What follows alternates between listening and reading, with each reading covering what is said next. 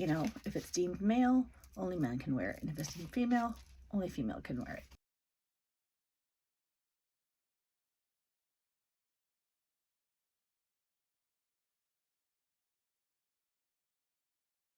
So here's the thing about history. History is generally written and recorded by those who are in power or those who are the victors of any given moment. That leaves a lot of people missing. In fact, the excitement around Women's History Month, Black History Month, different days of visibility like trans visibility and LGBTQ Day of Silence, those sorts of things, those are all efforts to try to fill in some gaps and to recognize that there are other people that have not been remembered in history, and we need to give them space. So I'm not saying that history is wrong. I'm just saying it glosses over much, and this comes as a result largely of the need for us to try to educate ourselves and try to fit all the information into a textbook or a semester when there's a need to reduce things to events and dates. So a lot of things get summarized, they get broken down into smaller digestible pieces, and a lot of information is lost. A big example of this, in my lifetime, I've lived through both 9/11 and the pandemic. And I like to think back on my perceptions and my experience with that day and what I remember as opposed to what's being said about it. I have said to my students over and over again to take notes about what happened during the pandemic. Think about their own experience, and then 10 years from now, when they start trying to explain the pandemic to people who didn't live through it, see what they say about it. If you apply this lens to all of history, you can start to see where those holes are. And it's in those spaces that the non-straight, non-white, non-male, non-cisgender people tend to exist. So I always say, if you don't see them or you don't think they did that back in your day, look closer, because they're there. I'm going to start with just really going back to this idea of men wearing women's garments and women wearing men's garments. Because in the end, what does it hurt if I wear pants or my son wears a dress? It doesn't hurt anybody, right? It's just clothing and it's self-expression. But in our culture, we put a lot of emphasis on this very thing. I like to focus on the trans and the drag communities particularly. I hear these two groups being heavily targeted by people who haven't taken time to understand them. Drag is a performative art form. Drag performers may or may not be homosexual or trans. They may or may not be playing a character that aligns with their gender. Either way, drag personas are large, over-the-top representations of a person featuring heightened depiction of gender. And they're meant to be campy, they're meant to be satirical, they are not a daily presentation of oneself, and it may or may not match that person's daily presentation of their selves. I've known women who are drag queens, women who are drag kings, men who are drag queens, and men who are drag kings. Queen and king, and that being the gender being presented by the persona. Transgender, on the other hand, is an identity. A transgender person is presenting themselves to the world in a way that aligns with how they see themselves. It is not a performance. It is an authentic presentation of who they are, not performative. And this is not new. We can go back through much of history and see examples of people wearing clothes of the opposite gender in any given period.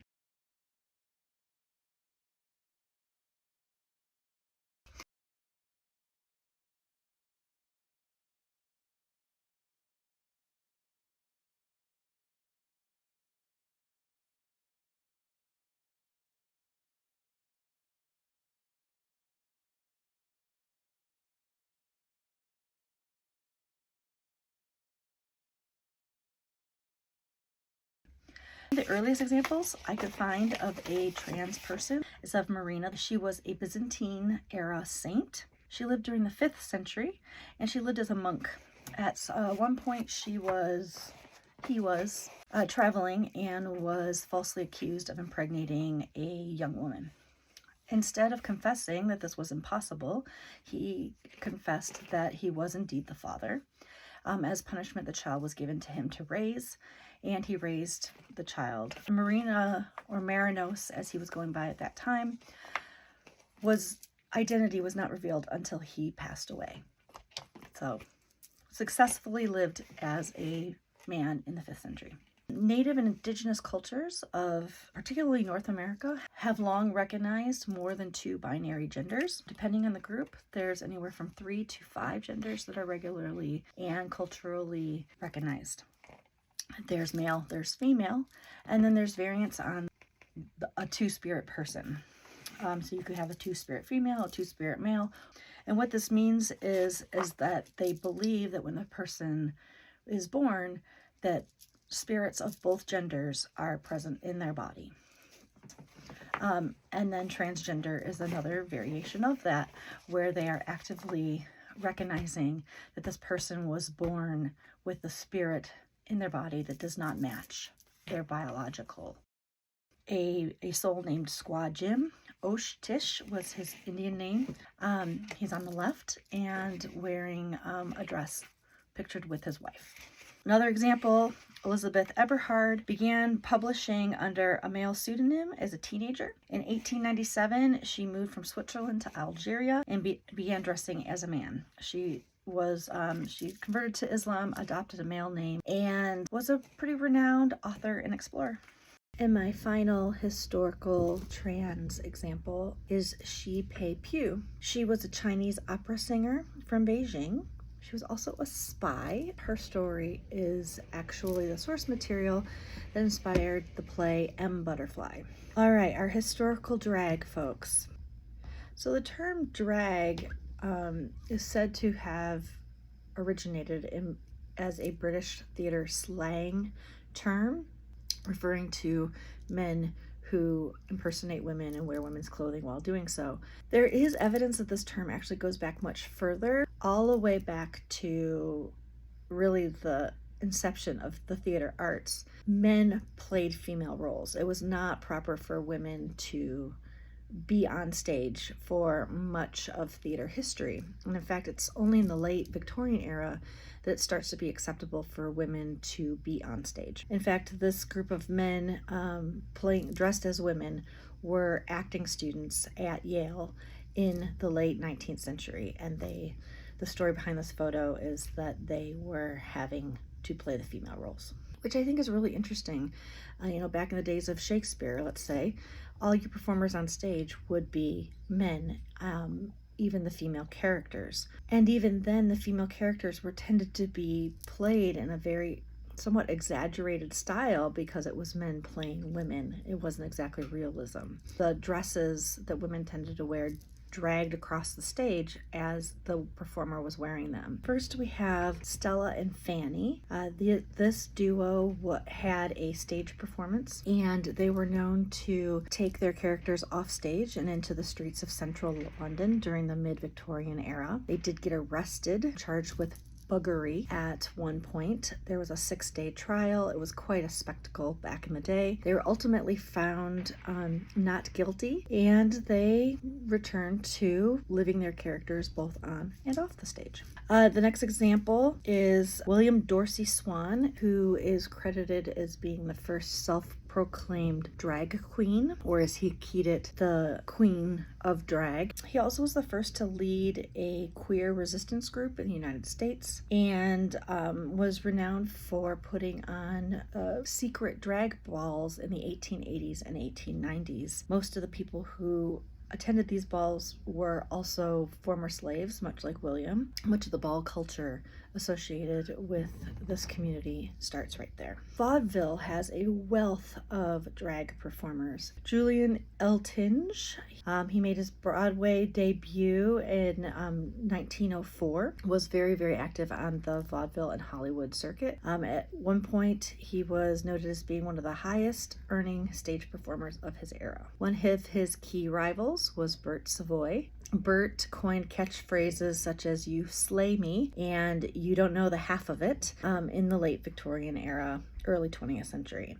This is Vesta Tilley. She was quite popular in the English music hall scene. She was one of the best. Her career was greatly set in the 1890s, and at that time she was England's highest earning female of the stage.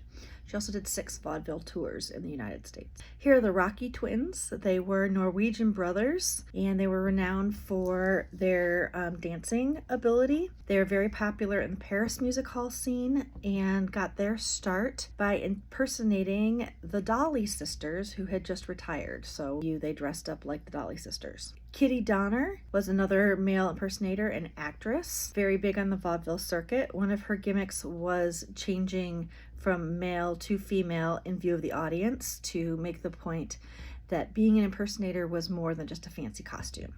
Barbette started her career at the age of 14. She applied to an ad to be a member of the Alpharetta sisters. They were a high-flying trapeze act. One of the sisters had tragically died, and the other sister put out an ad for a replacement. And when he showed up, the sister explained that the act worked better to be 2 women and was much more dramatic, and would he mind dressing as a woman, which he did not mind. And that started his career. He was part of the act for some time and then had a solo career, and again was a very, very popular act on the vaudeville circuit. Laverne Cummings was very well known for her vocal talent and her beauty. She had the ability to switch from singing soprano to baritone within notes of each other, and this was something that she was really renowned for.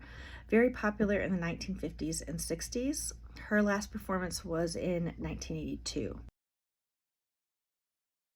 In fact, I think about growing up and in the 80s, which was a wild time, and seeing the different people in the media. For example, individuals such as Boy George, as Prince, even David Bowie. These folks were somewhat androgynous, at the same time considered sexy, and sometimes considered dangerous. I remember being very baffled why people responded to Prince one way and Boy George the other, or why people might have made disparaging comments about Boy George, but embraced 80s hair bands such as Styx and Rat and Cinderella, and the list goes on. I really find it interesting that in today's world, some people are upset about drag queens reading to children in libraries when this is so innocent and innocuous, yet these guys strutted their stuff all through our childhoods. That's a lot to unpack. They've always been there.